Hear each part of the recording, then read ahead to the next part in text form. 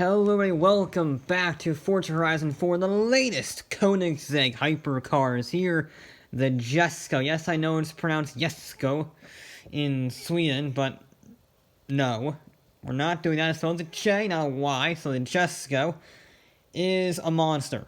It can go nearly 300 miles an hour in the game. This isn't in the absolute version. This is a more handling focused one. It can still do almost 300 miles an hour. It's 1300 horsepower, rear-wheel drive, the usual mad Koenigsegg stuff. And I wanted to see what could go faster than it. Now, it's not that hard, if I'm honest. There are plenty of vehicles that can go fast in this on a relatively technical speed zone. But I was going to make it even harder on myself by using a tenth of the budget. Now, I know what you're thinking. 280,000 is very, very difficult to beat a hypercar, and you're exactly right, because the speed zone I was going to be using is not the normal ultra twisty one that I've done for the Bugatti. No. It's going to be a moderate speed one. This average speeds barely crack 100, but it's a lot faster and a lot less traction focused than the other speed zone I typically use. Which means it can get up to some pretty decent speed. You saw there the Koenigsegg on its first run is getting to 150 miles an hour, and that was not with the best start. I mean, that's in the mid-90s range. That's no slouch. And when we go to our fastest run, it's very good. You sort of almost start off in 4th gear. You're very quick through the first 3 gears. Then once you hit 5th and 6th, it's pretty much those for the rest of the way. And the results are quite impressive. 97.1 miles an hour is the target to beat on a budget of just $280,000. Now, $280,000 gets you a lot of vehicles to purchase. That is still quite a big budget, despite it only being a tenth of the Jesko's price tag. And, well, if you want to spend $280,000 flat on a car, one of the fastest ways you can get for that money is a Lamborghini Gallardo Spider. And sure, if you think about it, it's a pretty tempting idea. All-wheel drive, naturally aspirated V10, mid-engined, pretty good choice. However, it's not. It doesn't have anywhere near the acceleration as the Koenigsegg. It has almost 3 times less power. And it weighs more. And yes, it has all-wheel drive, but it doesn't have the acceleration. It doesn't even have the handling, because the Koenigsegg was so light and had so much aero. You could just dart into a corner. This thing does struggle with some understeers. What you saw on that fastest run that I got was just 80.83 miles an hour. Not good at all, if I'm honest. We do go considerably less on the budget scale, 25,000 less to be precise, to the 2019 Porsche 911 Gt3 Rs. Now, this is a very good car. This does not have the understeer problems. This is a grip machine. Amusingly, it actually has a similar level of power to the Gallardo, 520 horsepower from a naturally aspirated flat 6. Probably one of my favorite cars in the world right now, certainly in terms of the supercar world, because it is a true throwback to the old age. Natural aspiration, massive redline, rear-wheel drive, rear-engined. It's a proper car in many respects for purists. And it is so good to drive. I mean, it blitzes the Gallardo's speed up here. 89.34 is the fastest that I got on this fastest run.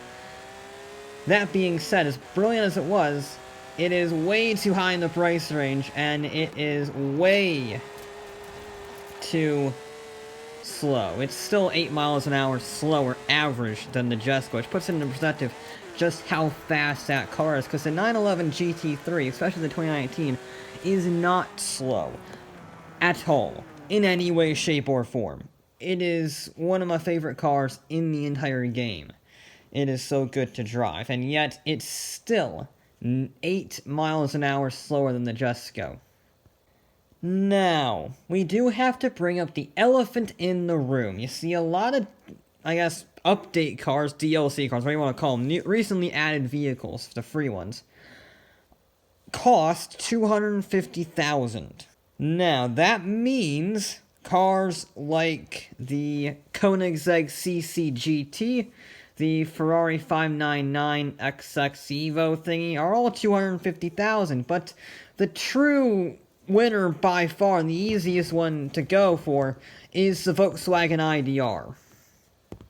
Yes, this is very top of S2 class. It's actually the same PI as the Jesko, near enough. $250,000, and it is all-wheel drive, 700 horsepower, electric Pikes Peak race car. It's a monster. If you look at the records for speed zones, chances are it's going to be a maxed out IDR. It is so absurdly good. It's the closest thing in this game to a Formula 1 car, honestly. And as a result, it blitzes everything. And it even blitzes the Koenigsegg. It's 3 miles an hour faster, 100.71. That is an absurd amount of speed. So, is it possible to buy a completely bone stock car that will go faster than the Koenigsegg Jesko for a tenth of the price? Yes. Is it a bit cheaty because it's a Pikes Peak car that they added in the game after the fact and its standard pricing system? Also yes. Which brings me on to the second half of this challenge. Can I build a car for less money than 250,000 credits to beat the Jesko? Let's start this off right out of the gate. When I heard the Jesko was coming to Forza, during the summer season, I actually got a list of cars ready, got the track ready, and recorded the average speed zone results for each car that you're gonna see that has been modified. Now, I did all those stock because I didn't think the Koenigsegg would be that absurdly fast. And yeah, one of them was this Ferrari 458. You saw the first run there. It didn't go too well. It was quite slow. Horrifically slow, actually, for what it was, 225,000. So I went to the upgrade shop to see what I could put on for, well, 25,000 credits. And it wasn't much. Which meant the final car had about 800 horsepower, mainly twin turbos and better tires. And that was pretty much it. Which meant it cost 247,600 and it reached 89.4 miles an hour. It's as fast as the stock Gt3 Rs. Another vehicle that I built up initially was the MG Metro 6R4, the Group B rally car, because it's very cheap, just over 100,000 credits, all-wheel drive, mid-engine, naturally aspirated V6, no weight, and crazy aerodynamics. Plus, it already has race suspension, race gearbox, all that stuff, because it's, well, a race car, or in this case, a rally car. One thing I did not account for: it has absolutely no grip, for one chief reason. You can't upgrade the tires, so it's stuck on 1980s rally tires. Which is all well and good if you're competing on a rally stage, but when you're trying to beat a multi-million-dollar hypercar on a twisty tarmac road, and you're, say, at 875 horsepower, well, you're not gonna have much grip, because I maxed the car out, 158,000 credits, and I maxed the thing out. And it wouldn't do it. It actually got pretty good, 95.07. However, it was just, it had too little grip. It had too much power, and the tire did not allow it. If I had raised tires, it would probably do it. But I don't. I have stock tires from the 80s, and therefore, it slides around like a little bugger. Amusingly, we do have to go back to Porsche and back to the 911, the Gt3 Rs, this time the 2012 version. This was the first vehicle to actually do it, at 243,250 credits. Okay, so it's not that much cheaper, but it is cheaper. And, again, it was a damn good handling car. Although it required a lot more power than I was expecting. Less than the Koenigsegg, for sure. A perfectly even 1,000 horsepower.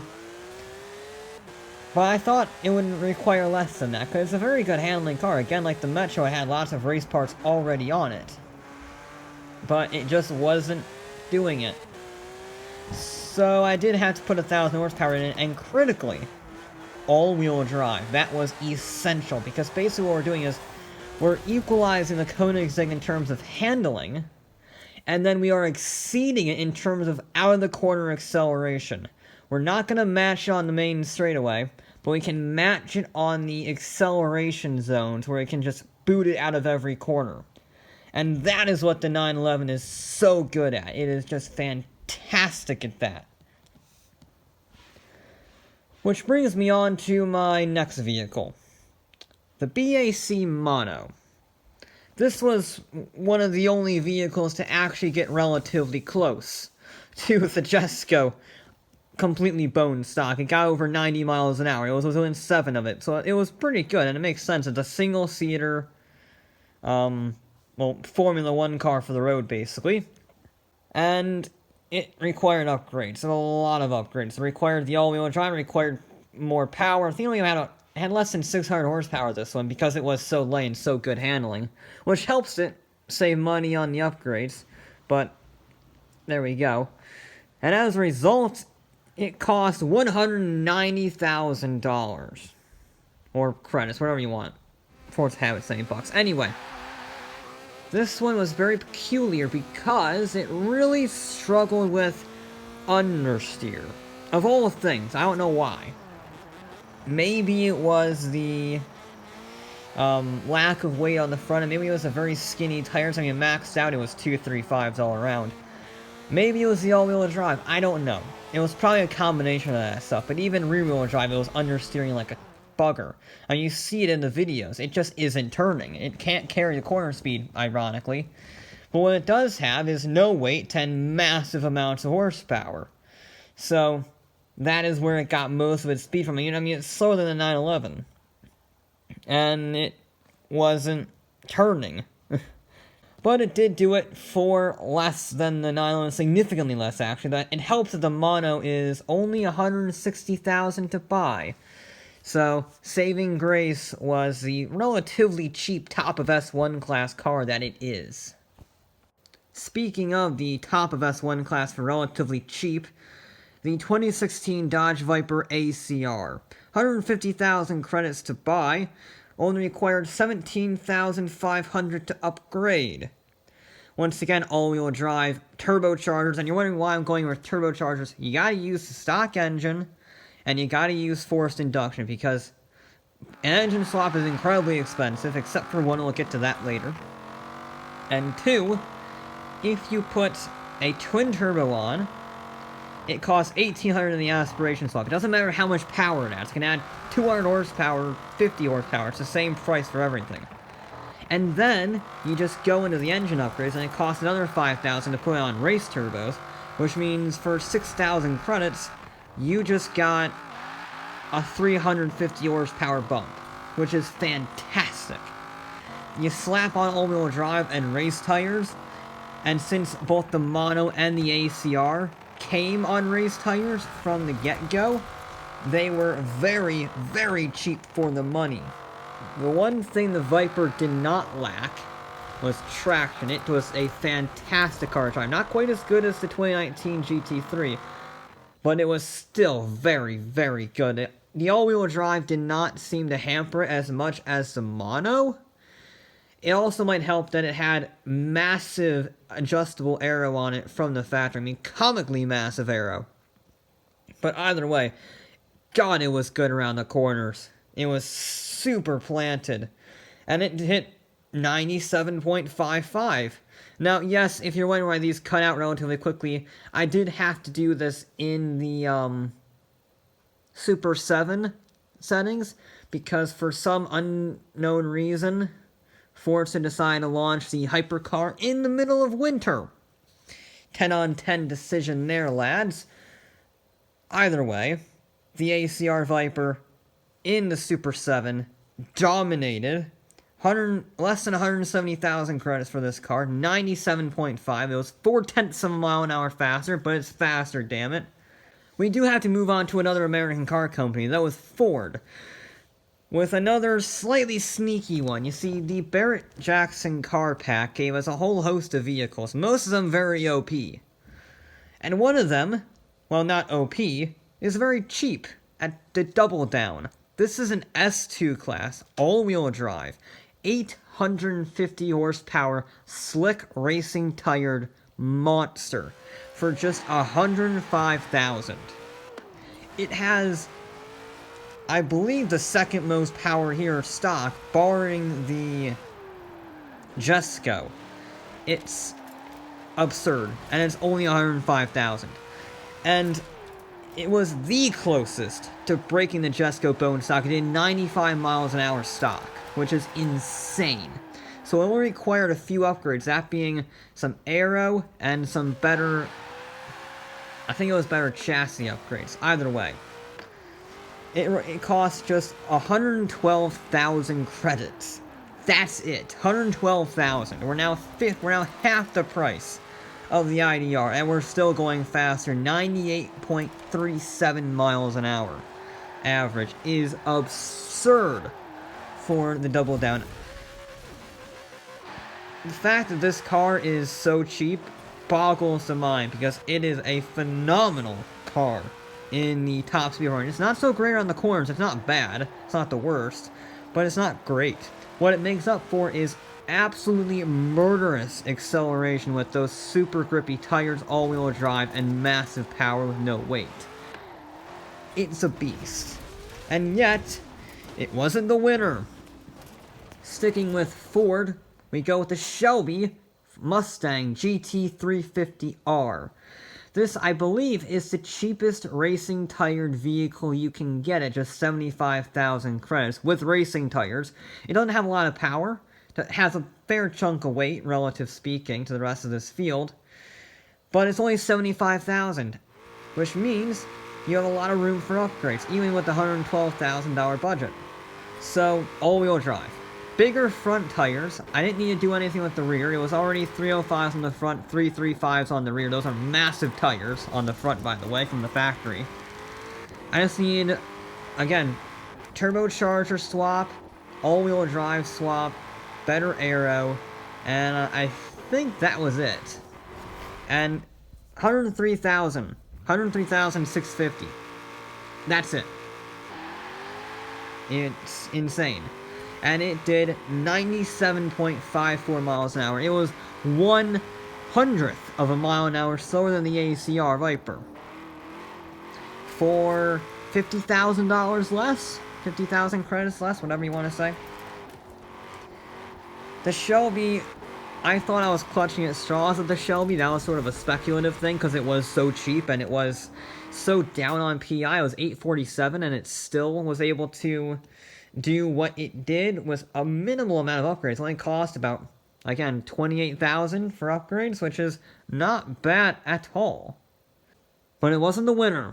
That honor would go to the cheapest car that I tested, the Lotus 340R. I thought this was clutching at straws. It was only 40,000 credits. It had less than 200 horsepower. Yes, it was less than 2,000 pounds, but it had tiny, tiny tires. And it was mid-A class. It was the lowest PI car that I built. Mid-A class, if not lower. And yes, it required the most upgrades by far. 54,000 credits worth of upgrades. However, it was so cheap it didn't matter. And in fact, I probably upgraded one engine upgrade too many. So it might be even slightly cheaper than that. Regardless, the 340R cost just 94,000 credits, all-wheel drive. This is the only engine swap car because I was going to build up with the same formula, turbocharged stock engine, but it only got about 450 horsepower from the stock engine. And the 3.2-liter i6 cost just 10,000 credits as an engine swap, and that started with 400 horsepower.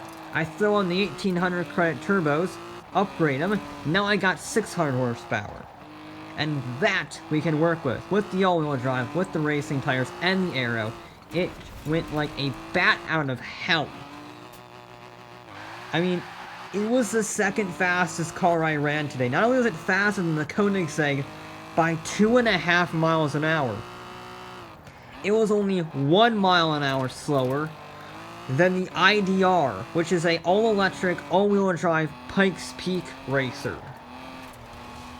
This thing is insane. It was less than 100,000 credits, and it humiliated a nearly $3 million Koenigsegg. I mean, it did humiliate a 250,000 credit Ferrari. That is an absurd value for money there.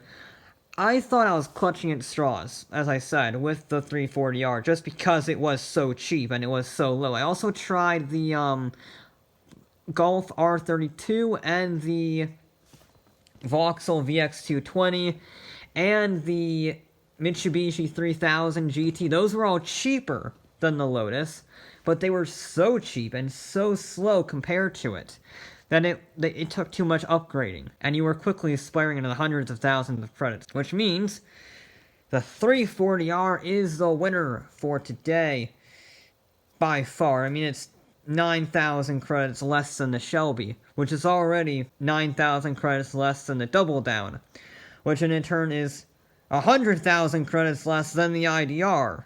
So, yeah, you can either buy an A-Class Cadillac that will spin its wheels through third gear, or you can buy a Lotus, which will handle on par around a mountain course with an IDR. Gives me an idea for something later, but anyway, that will be it though for this episode of Forza Horizon 4. I'll be back with more.